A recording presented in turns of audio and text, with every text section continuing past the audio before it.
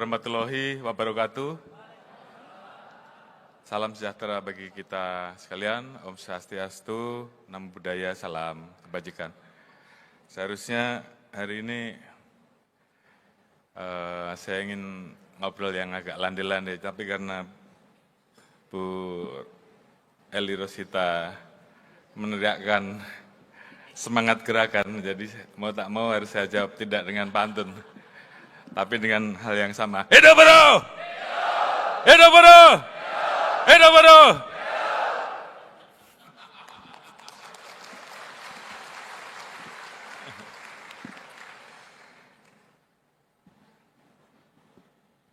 Yang saya hormati tuan rumah hari ini, Presiden Konfederasi Serikat Buruh Seluruh Indonesia, Ibu Elita Rosita Silaban, beserta seluruh ketua federasi yang hadir.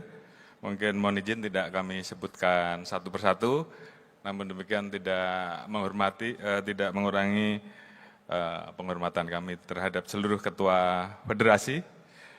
Kemudian yang saya hormati, saya muliakan sahabat kita semua, Kiai Haji Ahmad Mawafik, yang juga sahabat dari rekan-rekan buruh juga. Kemudian yang saya hormati, Direktur International Labor Organization untuk Indonesia dan Timor Leste, Mrs. Simrin Singh, terima kasih. Yang saya hormati, Dirjen PAI, Jamsos Kemenaker RI, Dr. Indah Anggara Putri, terima kasih. Kemudian Ketua Majelis Penasihat Organisasi, Dr. KSBSI, Dr. Rekson Silaban. Kemudian yang saya hormati sahabat saya, sahabat kita semua, Presiden Konfederasi Serikat Pekerja Indonesia, KSPI, Bapak Said Iqbal. Terima kasih dan tepuk tangan juga untuk beliau tentunya. Satu lagi, Presiden Konfederasi Serikat Pekerja Seluruh Indonesia, Bung Andi Gani, yang mungkin juga sedang dalam perjalanan, kita juga tepuk tangan buat beliau.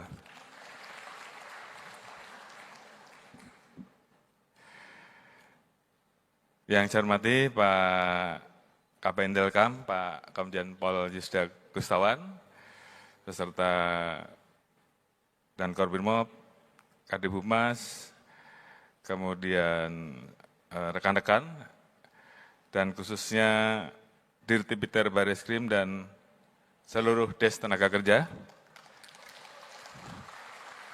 Brigjen Pol Irhami, dan tentunya seluruh keluarga besar buruh KSBSI, serta seluruh hadirin yang berbahagia. Pertama-tama tentulah kita panjatkan puji syukur kehadirat Allah Subhanahu wa Ta'ala, Tuhan Yang Maha Esa, karena hari ini kita diberikan kesempatan untuk melaksanakan buka puasa bersama antara Polri dengan keluarga besar KSBSI. Dan tentunya saya mengucapkan terima kasih atas kolaborasi dan sinergitas sehingga kegiatan ini dapat berjalan dengan baik. Dan tentunya di dalam kesempatan ini saya juga mengucapkan selamat melaksanakan ibadah puasa di bulan Ramadan 1447 Hijriah. Serta tentunya kami mengucapkan mohon maaf lahir dan batin bagi seluruh rekan-rekan yang hadir pada sore hari ini. Tentunya momentum Ramadan ini menjadi forum silaturahmi, menjadi warna tersendiri bagi kita dalam melaksanakan interaksi. Jadi tidak hanya di lapangan, tapi juga bagaimana kita berinteraksi di bulan Ramadan dengan tema yang tidak berbeda, namun dengan sentuhan-sentuhan dan bentuk kegiatan yang tentunya mendukung dan menghormati bulan suci Ramadan ini. Yang saya hormati Bapak-Bapak dan Ibu-Ibu sekalian, rekan-rekan buruh, tentunya dalam kesempatan ini saya selalu mengingatkan bahwa kita semua saat ini sedang menghadapi situasi global yang dinamikanya semakin kompleks. Terjadinya peningkatan ketegangan yang saat ini terus terjadi dan kita tentunya semuanya mengikuti bagaimana konflik ini terus berkembang. Dan terakhir kita melihat bagaimana dinamika konstelasi yang terjadi antara Amerika, Israel, dan Iran yang tentunya ini akan berdampak terhadap stabilitas ekonomi dunia, termasuk juga tentunya stabilitas keamanan dunia. Dan ini tentunya menjadi masalah yang tentunya kita juga harus waspada. Ini akan berdampak kepada situasi di dalam negeri.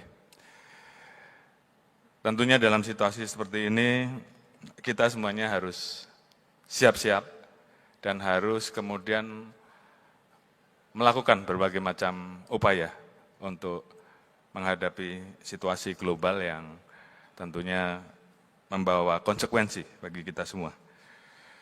Oleh karena itu, tentunya tekanan di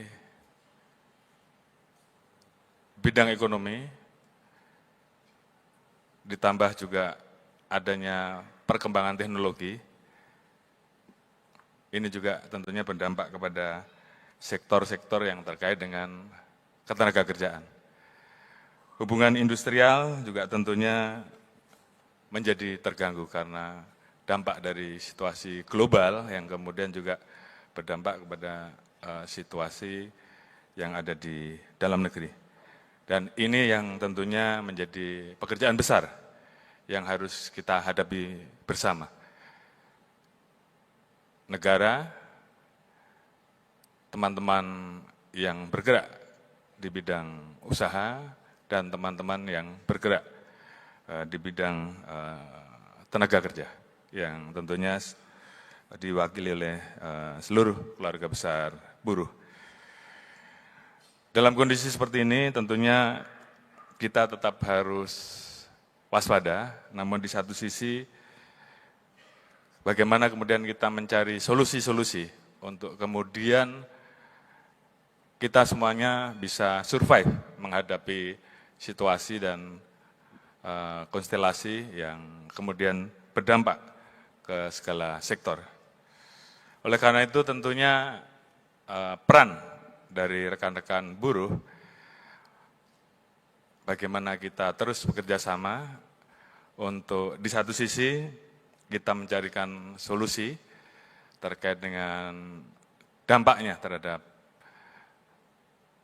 situasi industri di dalam negeri, namun di sisi lain kita juga terus harus membangun dan menciptakan iklim yang kondusif, sehingga ini juga kemudian memberikan ruang atau membuat investasi, baik itu PMA maupun PMDN, itu kemudian bisa bertumbuh di dalam negeri. Karena kita memiliki persaingan global, antar negara juga melakukan hal yang sama, bagaimana menarik investasi, bagaimana menarik hilirisasi, bagaimana menarik industrialisasi di negaranya masing-masing, dan kita semua bersaing untuk itu. Oleh karena itu tentunya di satu sisi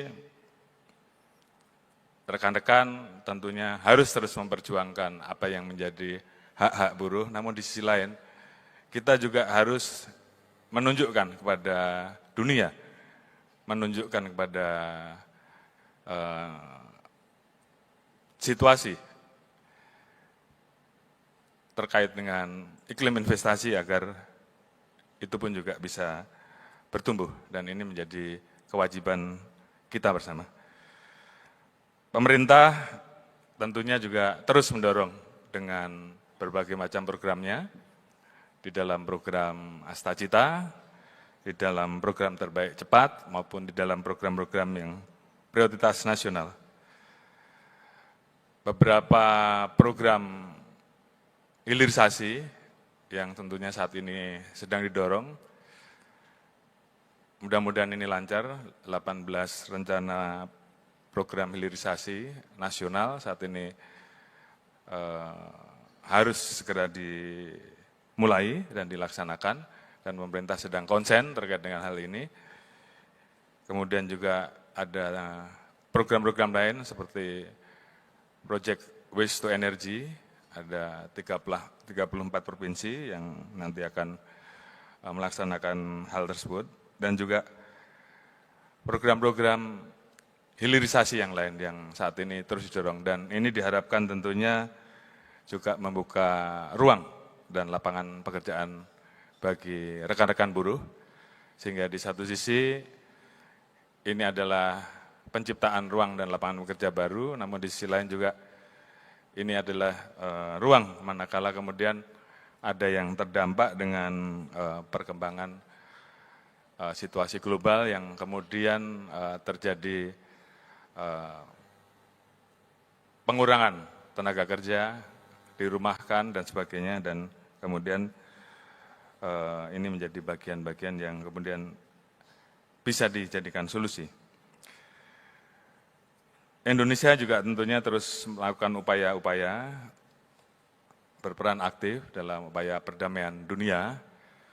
Salah satunya beberapa waktu yang lalu Bapak Presiden juga ikut dalam BOP, Board of Peace, dan juga melakukan berbagai macam diplomasi, ekonomi dengan beberapa negara, termasuk juga dengan Amerika. Di satu sisi, beliau juga melakukan diplomasi ekonomi dengan negara-negara besar yang lain. Ini tentunya semua dimaksud agar perekonomian Indonesia tetap terus bisa terjaga. Alhamdulillah, saat ini ekonomi kita masih bertahan di angka 5,11, dan mudah-mudahan ini bisa kita jaga dan kita tingkatkan di tengah situasi global yang ada, dan tentunya ini butuh kerja keras kita bersama. Beberapa program yang tentunya dilaksanakan oleh pemerintah untuk membantu rekan-rekan yang bersentuhan langsung dengan kehidupan pekerja terkait dengan penyusuan upah minimum, jaminan kehilangan pekerjaan, jaminan kecelakaan kerja, subsidi upah, dan pembaruan regulasi pengupahan. Dan beberapa waktu yang lalu teman-teman buruh juga menyuarakan untuk bagaimana segera mendorong undang-undang PRT, termasuk juga undang-undang ketenagakerjaan yang baru kalau tidak salah. Dan mudah-mudahan ini juga berjalan dengan lancar, dan juga undang-undang lain yang semuanya memberikan perlindungan terhadap rekan-rekan buruh. Yang saya hormati Bapak-bapak dan Ibu sekalian, khususnya terhadap KSBSI yang merupakan salah satu dari 3 organisasi buruh yang masuk di dalam organisasi buruh dunia, ITUC. Tentunya saya berterima kasih yang terus bergerak, komitmen untuk memperjuangkan dan melindungi rekan-rekan buruh. Selamat. Namun di satu sisi dengan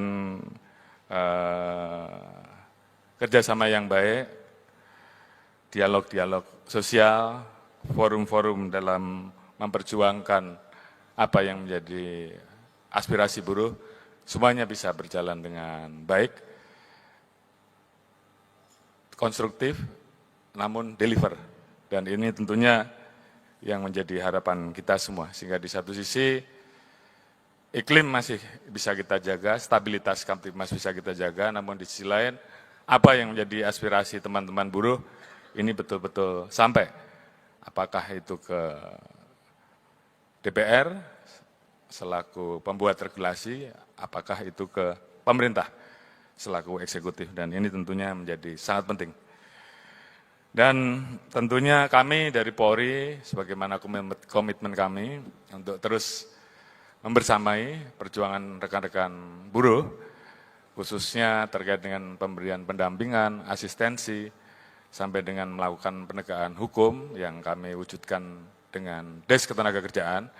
Ini tentunya akan terus kita dorong, dan pembentukan Des di seluruh wilayah, khususnya di wilayah-wilayah industri, sehingga kemudian memiliki kemampuan yang sama, memiliki SOP yang sama. Ini menjadi penting, sehingga kemudian apa yang menjadi keluhan, apa yang selama ini menjadi permasalahan yang dirasakan oleh rekan-rekan buruh, ini bisa diselesaikan oleh Des Ketenagakerjaan. Di satu sisi kita juga tetap terus mendorong agar investasi juga tetap bisa terjaga, keamanan di lingkungan investasi juga tetap bisa terjaga. Jadi ini dua hal yang tentunya juga harus kita lakukan. Kemudian saya juga tentunya mengharapkan bahwa kita seluruh elemen terus bergerak bersama. Di satu sisi kita memperjuangkan apa yang harus kita perjuangkan, sebagaimana undang-undang memberikan perlindungan, dan Polri juga wajib untuk memberikan pelayanan terhadap hak-hak kita untuk menyampaikan kebebasan berekspresi. Namun di sisi lain, saya selalu ingatkan, tolong jaga persatuan dan kesatuan, tolong jangan sampai ada kelompok-kelompok yang kemudian menyusupi, dan kemudian ini membuat situasi menjadi pecah, menjadi chaos, dan dampaknya justru akan berdampak kepada stabilitas Kamtibmas yang terganggu, sementara pertumbuhan ekonomi itu hanya bisa tumbuh kalau stabilitas Kamtibmas itu terjaga, karena itu adalah modal utama untuk pembangunan. Terima kasih pada teman-teman buruh seluruhnya yang selama ini terus bisa bekerja sama dengan kami, dengan Polri, untuk menjaga itu semua, dan kali ini kita berikan tepuk tangan untuk seluruh rekan-rekan buruh.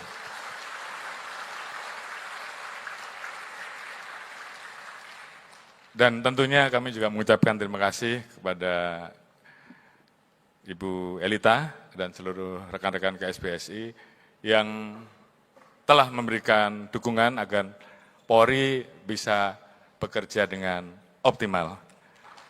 Dan tolong kawal kami, kawal Polri, sehingga kami bisa betul-betul menjadi institusi yang bisa melaksanakan tupoksi kami dengan baik, dan kemudian semakin hari kami semakin bisa mewujudkan apa yang menjadi harapan masyarakat, menjadi Polri yang dekat dengan masyarakat, dan Polri yang bisa mengerti dan menyelesaikan permasalahan-permasalahan masyarakat sesuai dengan tugas pokok kami. Mungkin itu yang bisa kami sampaikan. Terima kasih.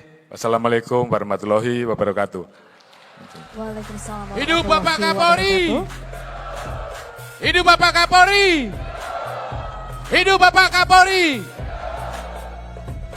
Berikan sekali lagi tepuk tangan yang meriah untuk Bapak Jenderal Listio Sigit Prabowo atas sambutan yang luar biasa. Ada begitu banyak optimisme dan juga semangat yang digaungkan untuk kita semua. Semoga selalu berkolaborasi positif. Dan selanjutnya, wow, kita akan menyaksikan apa, Andin? Selanjutnya kita akan sama-sama mendengarkan tausiah Ramadan ya, Ali. Tentunya sekaligus doa buka puasa yang akan disampaikan oleh Kiai Haji Ahmad Muwafiq. Kepada Kiai Haji Ahmad Muwafiq atau Gus Muwafiq, dipersilahkan.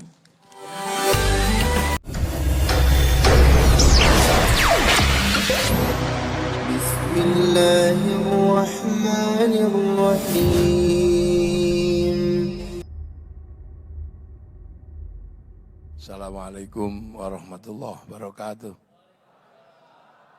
Salam sejahtera, Om Swastiastu. Yang kita cintai secara bersama-sama, Ibu Rosita, Ketua KSBSI dan seluruh jajarannya, dan seluruh jajaran Konfederasi Buruh di Indonesia yang saya hormati. Yang kita banggakan Bapak Kapolri dan seluruh jenderal yang hadir yang mengikuti beliau, Ibu Kementerian yang jajarannya yang saya hormati, para hadirin wal hadirat yang berbahagia. Ini tadi tak pikir lebih senang saya kalau Pak Kapolri lebih lama. Saya semakin pendek semakin senang soalnya langsung makan. Tapi ya nggak apa-apa, ini jadi puasa. Puasa ini termasuk ibadah yang nggak cuma Islam yang mengenal.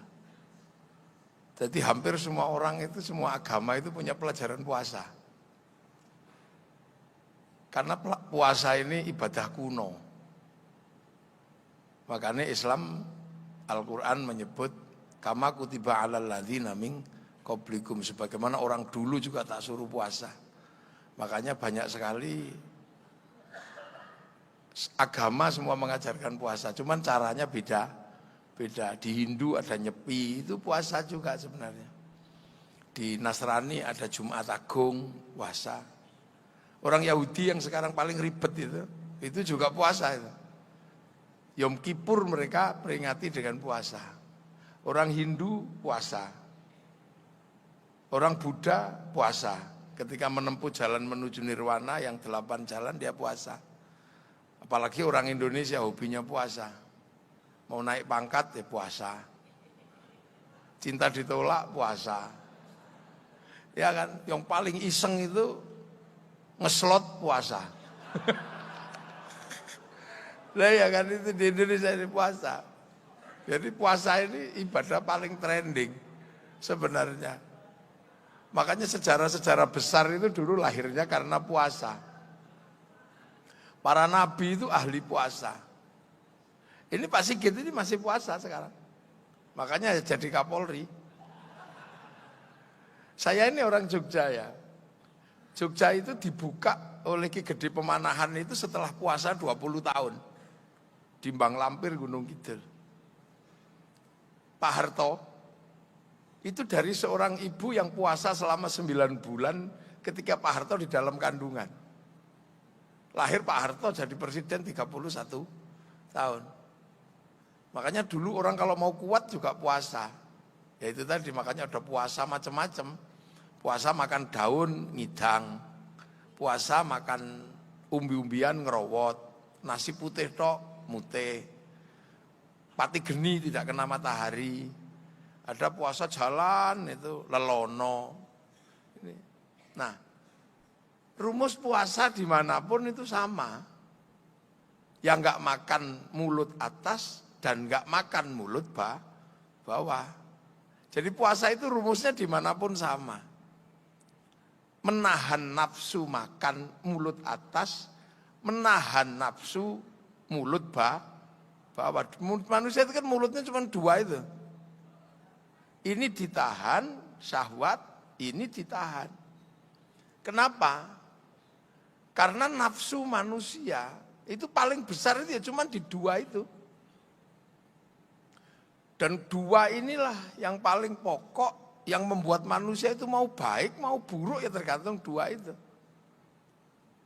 Karena syahwat di bawah ini membuat dunia ada.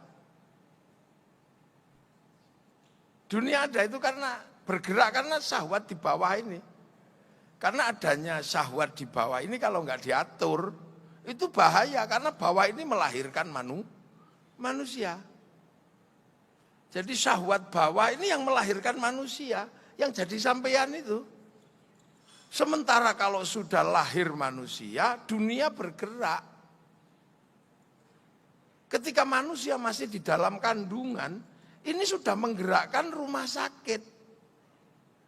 Menggerakkan dokter kandungan. Rumah sakit BKI, Balai Kesehatan Ibu dan Anak.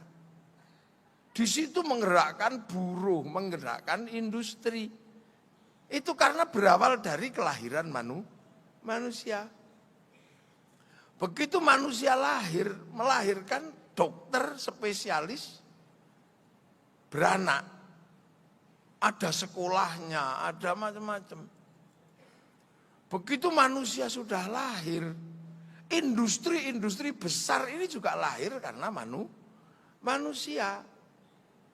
Sampean ini kan bekerja untuk manusia sebenarnya. Kepala manusia ini setelah lahir, kepala ini menghasilkan berapa industri yang ada di kepala. Dan asetnya triliunan. Rambut ini menghasilkan industri sampo, kondisioner, semir, potong rambut, barbershop. Kalau banyak kutunya melahirkan peditop. Industri semua ini dari manusia ini. Ya kan? Coba. Terus belum lagi yang muslimah ini, pabrik jilbab.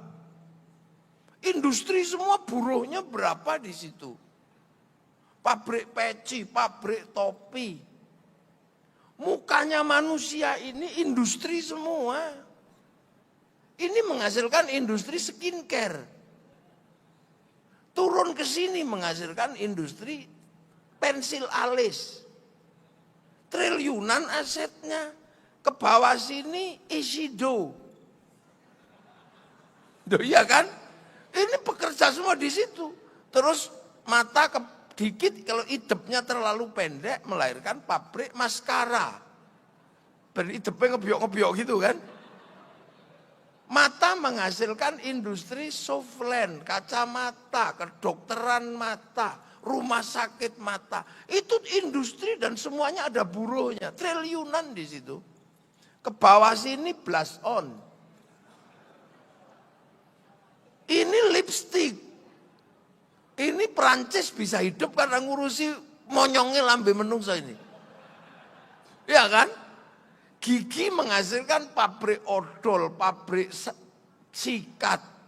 Begitu monyong dikit behel. Ini cukuran jenggot, minyak Firdaus, Tatra, Gold. Ke bawah sini pabrik dasi, pabrik Slayer, pabrik kalung, liontin, triliunan asetnya. Di situ ada buruhnya semua. Ke bawah sini baju, konveksi. Dari baju luar, baju dalam. Tadi saya ngobrol sama Bu Rosita. BH-nya itu ada yang gede sekali itu. Itu kan. Loh, ini dunia, ini saya berbicara tentang manusia menghasilkan industri. Belum baju, wah sudah triliunan asetnya. Terus tangan manusia mengakhirkan pabrik cincin, pabrik kutek, pabrik manikur pedikur, manipedi kayaknya kalau buruh nggak sampai ke situ lah. Pakai amplas itu. Pabrik cincin, pabrik gelang, jam tangan.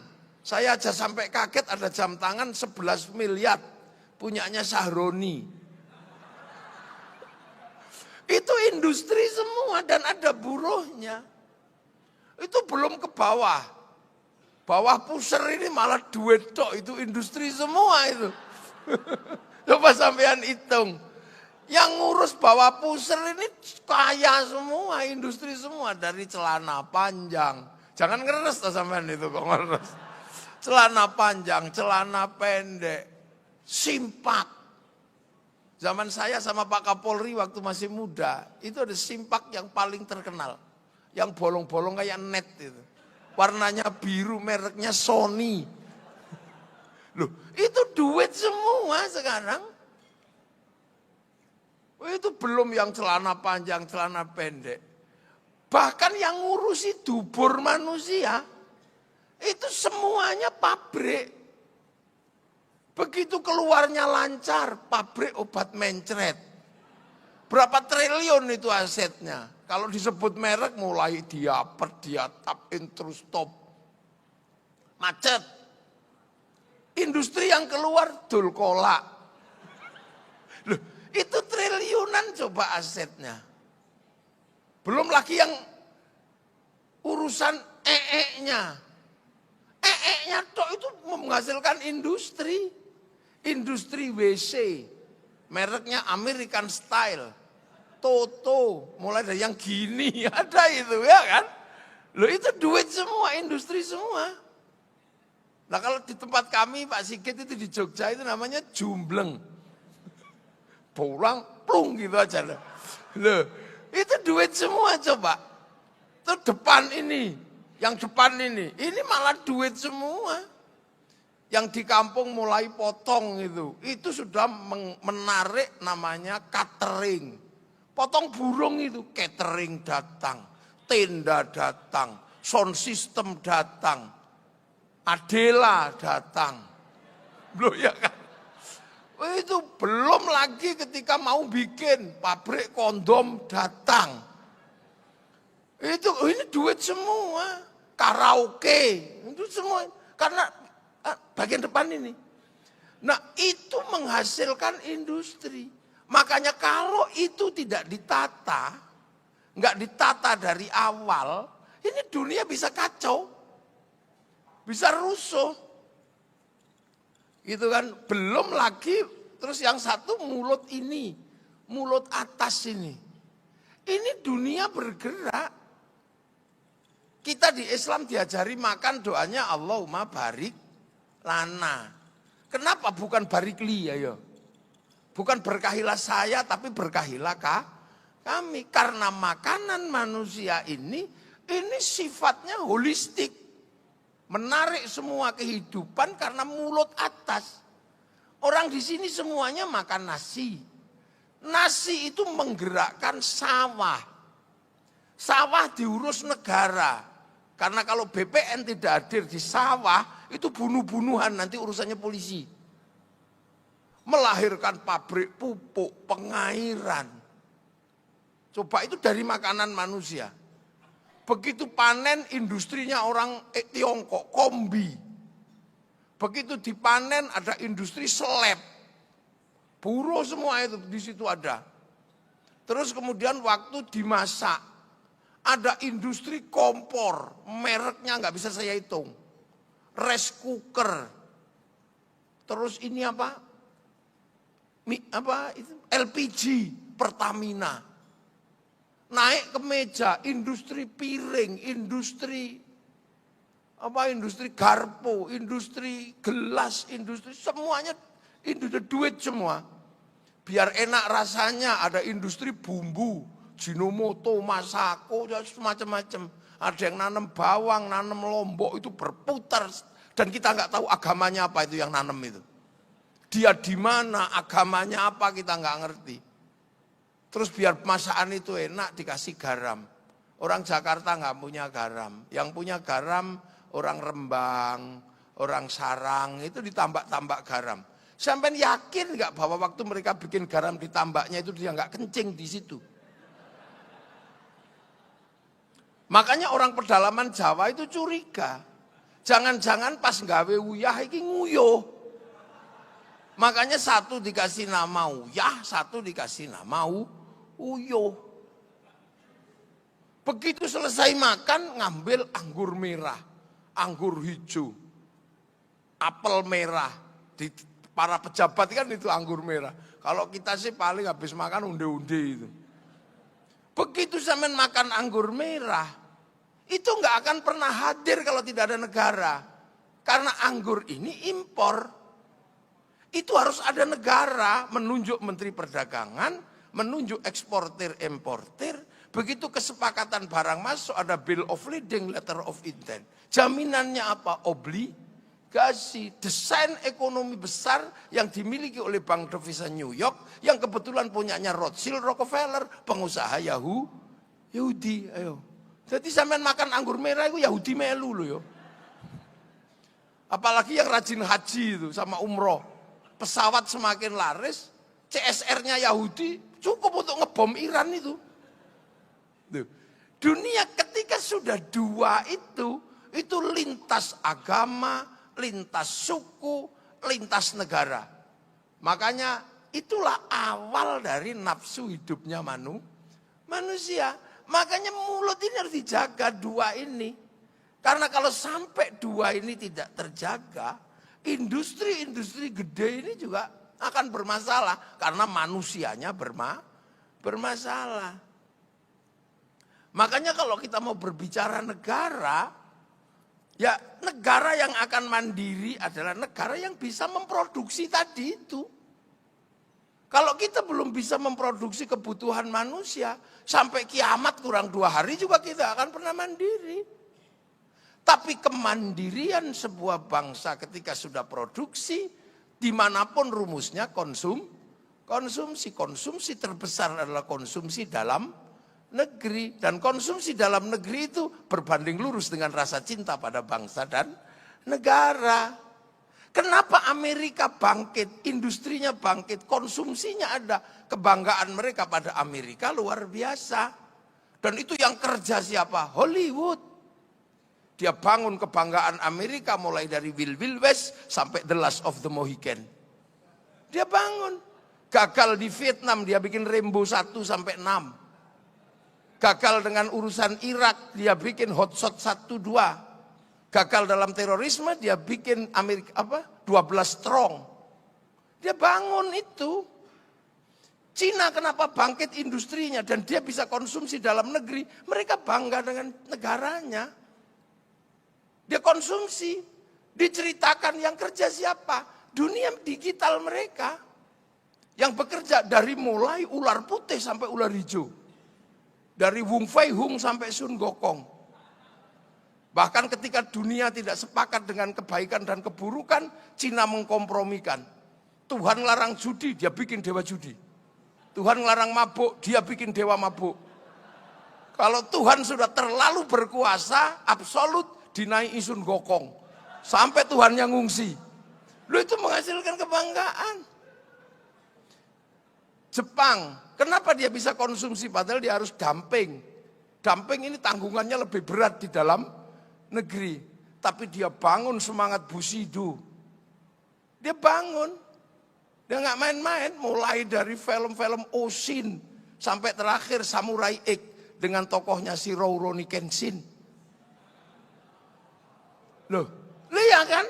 Mereka bangun itu tadi saya cuma nerusin yang disampaikan Pak Kapolri tentang eksistensi harga diri sebuah bangsa dan negara itu penting. Ayo. Kenapa Korea bisa bangkit? Drakor. Drakor itu membangkitkan kebanggaan mereka. Sehingga saya yang generasi tahun 90-an membanggakan Metallica pernah konser di Rusia dengan penonton yang sampai 6 juta orang. Itu kayaknya udah nggak mungkin lah bisa dikalahkan. Woodstock aja kalah. Akan tetapi begitu Korea bergerak di musim Covid, habis cerita itu. Diajar sama BTS. Iya. Sekali konser yang nonton 100 juta orang lebih. Dia seminggu 4 kali.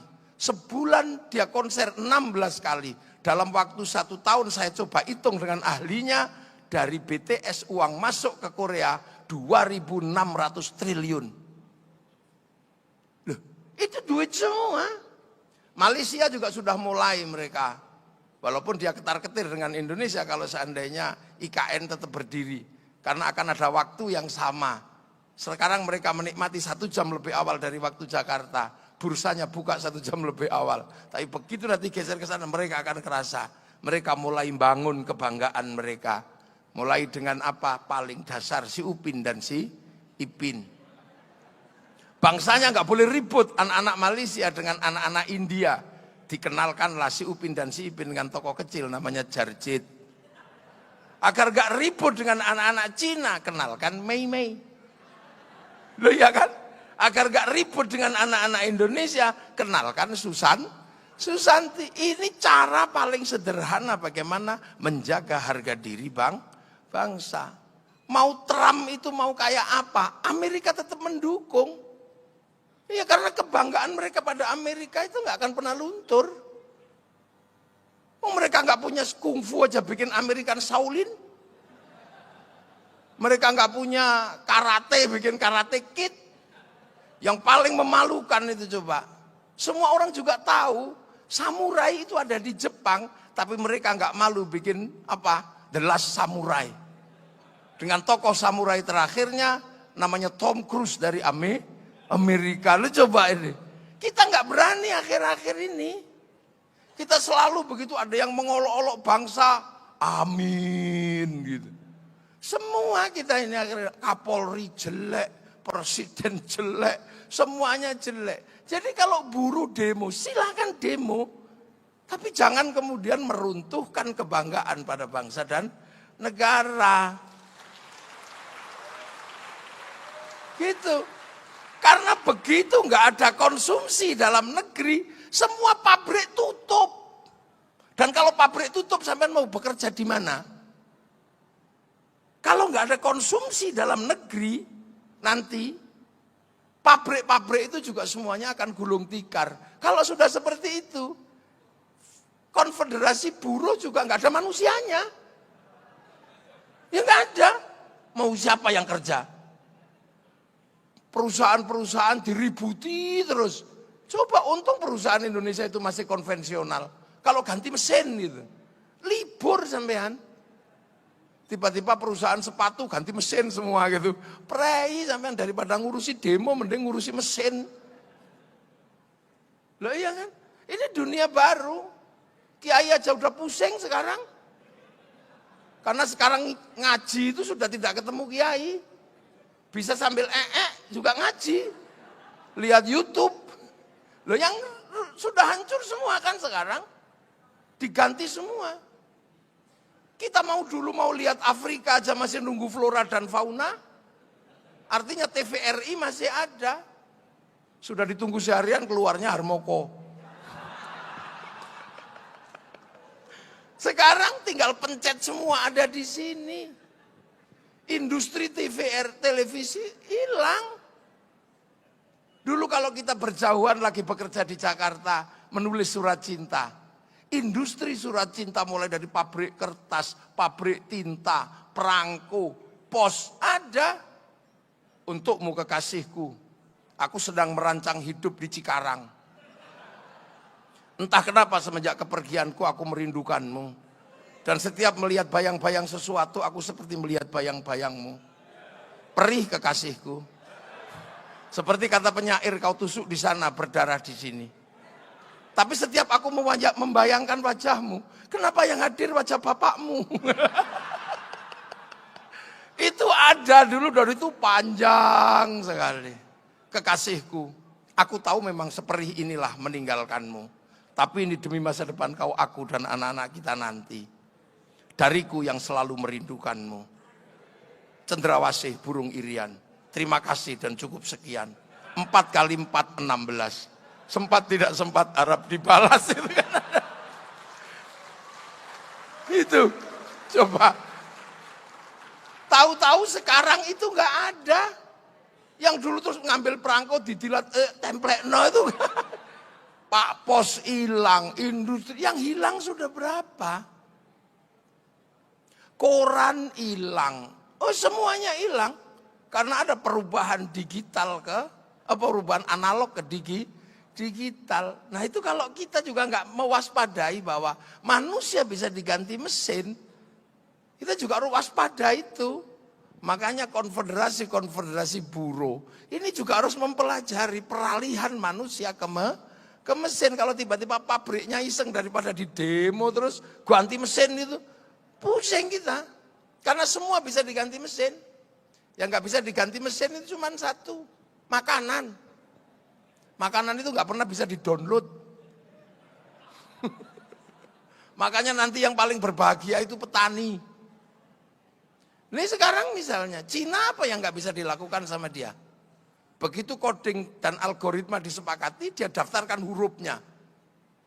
Mereka daftarkan hurufnya dalam coding internasional. Dia lawan Amazon pakai Alibaba. Dia lawan Facebook pakai QQ Renren. Dia lawan WhatsApp pakai WeChat. Duit semua. Tapi apa yang terjadi sekarang? Mereka sudah tidak bisa mencukupi 1 juta ton gandum setiap hari. Karena penduduknya 2 miliar. Yang sebentar lagi menyusul India. Makannya segini puluh gitu. 1,5 miliar itu nggak cukup nanti makanannya. Dan itu nggak bisa di-download. Nah kita juga masalah itu. Begitu dunia digital disepakati, bangsa kita ini masalah. Punya bahasa, nggak punya huruf. Jadi kita ini punya bahasa, nggak punya huruf. Makanya ketahanan digital kita juga lemah. Coba kalau dulu disepakati huruf Indonesia, huruf Jawa gitu lebih enak. Dah hurufnya, mau ngertas huruf Jawa, susah. Passwordnya ambil gedes, itu kan dia Raisa tadi pakai huruf-huruf gitu. Loh, jadi ini semua sebenarnya adalah pelajaran dari Tuhan. Bahwa dua pintu ini melahirkan produksi dan semua bergerak di situ. Makanya kalau dua itu nggak ditata, bahaya. Makanya puasa itu la'allakum tattaqun, agar kamu bertakwa. Karena kalau dua hal itu nggak ditata, Tuhan nggak ada. Orang kalau syahwatnya udah nggak bisa ditahan, apa inget Tuhan? Nggak inget. Tuhan entah di mana. Orang kalau makanan yang nggak bisa ditata, masih inget Tuhan? Ya nggak inget. Nyolong inget Tuhan? Nggak inget. Korupsi inget Tuhan? Ya nggak inget. Dua hal itulah yang akan kalau nggak ditata, harmoni ini rusak. Jadi puasa itu sebenarnya mempertahankan agar ada harmoni. Dunia harus tetap harmonis. Tapi kalau dua ini masalah, dunia akan menghadapi kekacauan, nggak ada harmoni. Pencurian, wah macam-macam ada di situ. Gimana? Sudah? Terima kasih. Matur nuwun. Assalamualaikum warahmatullahi wabarakatuh. Ya berdoa. Allahumma lakasumtu wa bika amantu wa ala rizkika aftartu bi rahmatika ya arhamar rahimin. Allahumma barik lana fima razaqtana wa qina adzabannar. Pun sugeng menikmati maem. Ternuwun. Allahu akbar, Allahu akbar.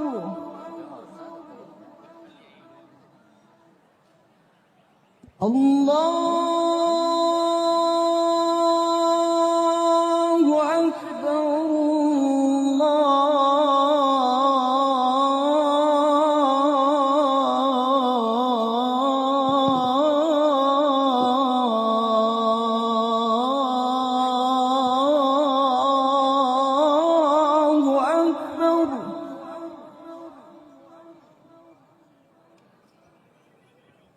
أشهد أن لا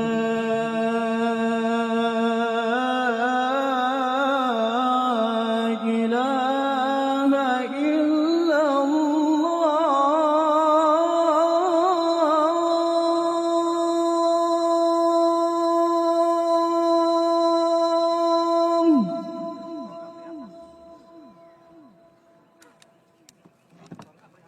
أشهد أن لا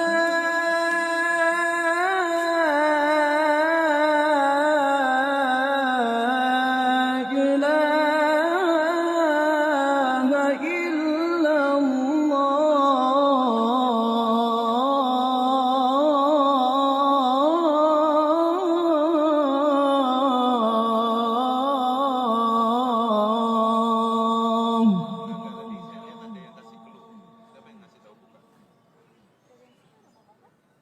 أشهد أن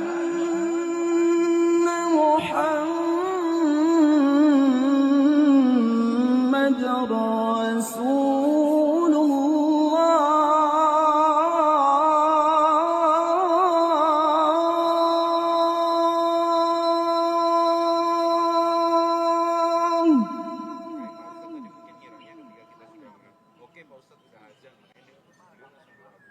أشهد أن محمد رسول الله.